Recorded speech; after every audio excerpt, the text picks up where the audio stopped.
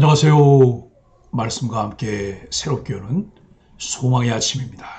론 스미스는 그리스도인의 인생 목표는 하나님을 더욱 친밀하게 아는 것과 그분께 더욱 철저히 순종하는 것이다 라고 이야기합니다.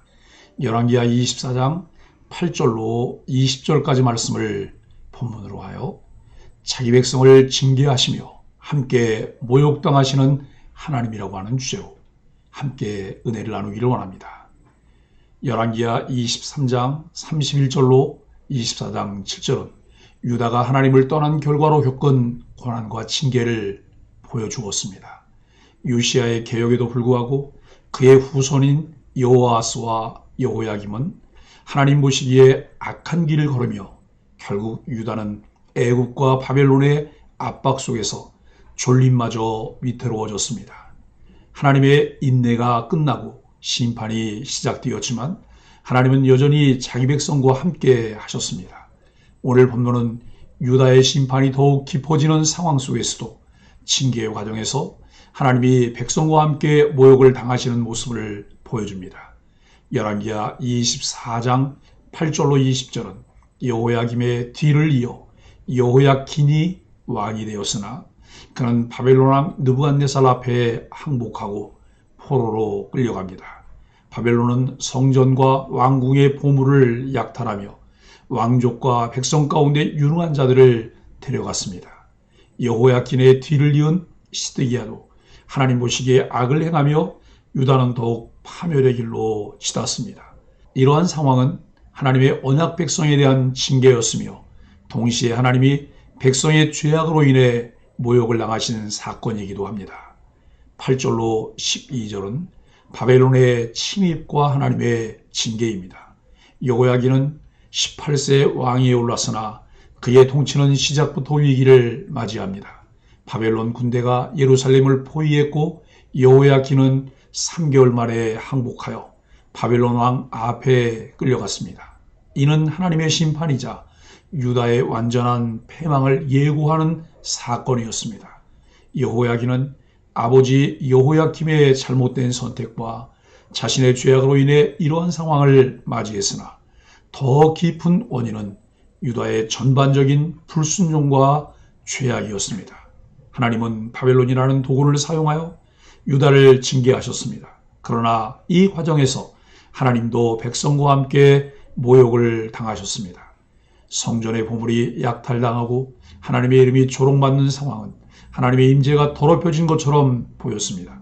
내 삶에서 하나님의 도우심이 없을 때 무엇을 의지하고 있는지 돌아봅시다. 인간적인 방법이 아니라 하나님의 도우심을 구하며 나아가는 믿음을 가집시다. 13절로 16절은 포로로 끌려간 왕과 백성입니다.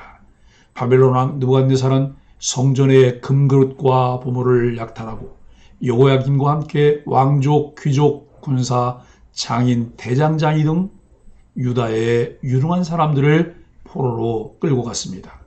이는 유다의 정치적, 군사적, 경제적 기반을 무너뜨리고 유다를 완전히 지배하려는 바벨론의 의도였습니다.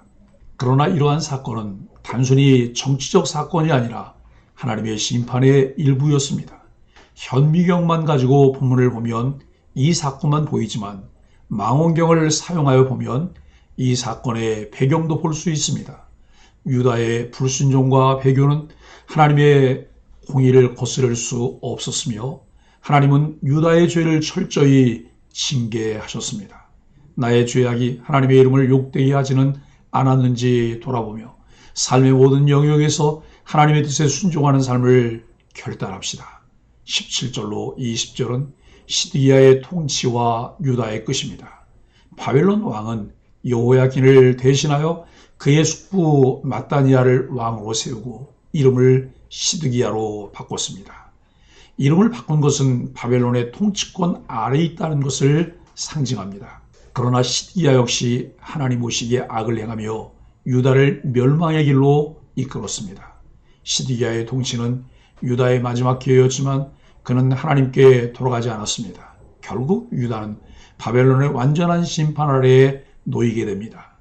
그러나 하나님은 이 모든 과정에서 자신의 언약을 기억하시며 유다를 완전히 버리지 않으셨습니다. 하나님이 징계하시는 순간에도 그분의 은혜와 회복의 약속을 붙들며 나의 삶을 그분께 완전히 내어드리는 결단을 합시다. 오늘 본문이 우리에게 들려주려는 메시지는 무엇일까요? 첫째, 하나님의 징계는 철저하지만 백성과 함께 하십니다. 하나님은 유다의 죄악에 대해 철저히 심판하셨으나 그 과정에서도 백성을 버리지 않으셨습니다. 성전의 보물이 약탈당하고 하나님의 이름이 모욕당하는 상황에서도 하나님은 백성을 떠나지 않으셨습니다. 이는 하나님의 사랑과 언약의 신실함을 보여줍니다. 둘째, 죄악은 하나님과 백성을 모욕하게 합니다. 여호야김과 여호야킨, 시드기야의 악행은 단순히 개인적인 문제가 아니라 유다 전체의 영적 상태를 반영했습니다. 백성의 죄는 하나님의 이름을 모욕하고 결국 하나님께서 징계를 내리시게 합니다. 성도는 자신의 죄악이 공동체와 하나님의 이름에 미치는 영향을 깊이 숙고해야 합니다. 셋째, 하나님의 언약은 실패하지 않습니다. 유다는 철저히 징계를 받았으나 하나님의 언약은 여전히 유효했습니다. 하나님의 징계는 끝이 아니라 회복으로 나아가는 과정임을 기억해야 합니다.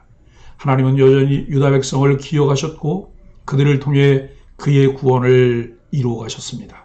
사랑하는 소망의 가족 여러분, 유다의 패망은 하나님 말씀대로 이루어진 일입니다.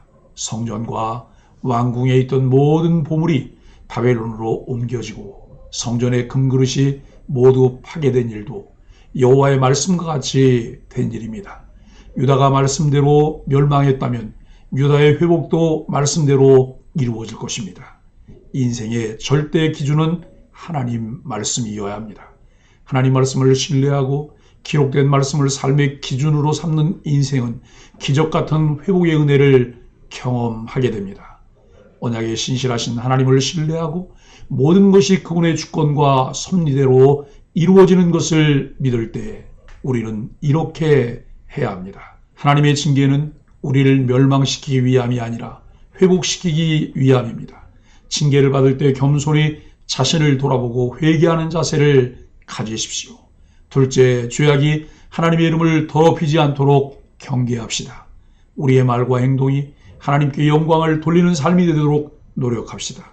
작은 죄라도 가볍게 여기지 말고 매일 하나님의 뜻에 순종하는 삶을 살아갑시다. 셋째, 하나님의 언약을 붙들며 소망을 가집시다. 징계 속에서도 하나님의 언약은 변하지 않습니다. 우리의 삶이 흔들릴 때에도 하나님의 신실함을 붙들고 소망을 가지며 살아갑시다. 사람의 제일된 목적은 하나님을 영화롭게 하는 것과 영원토록 그를 즐거워하는 것입니다. 그런데 그런 삶은 하나님의 은혜 안에서 순종하는 삶을 살 때만 가능합니다.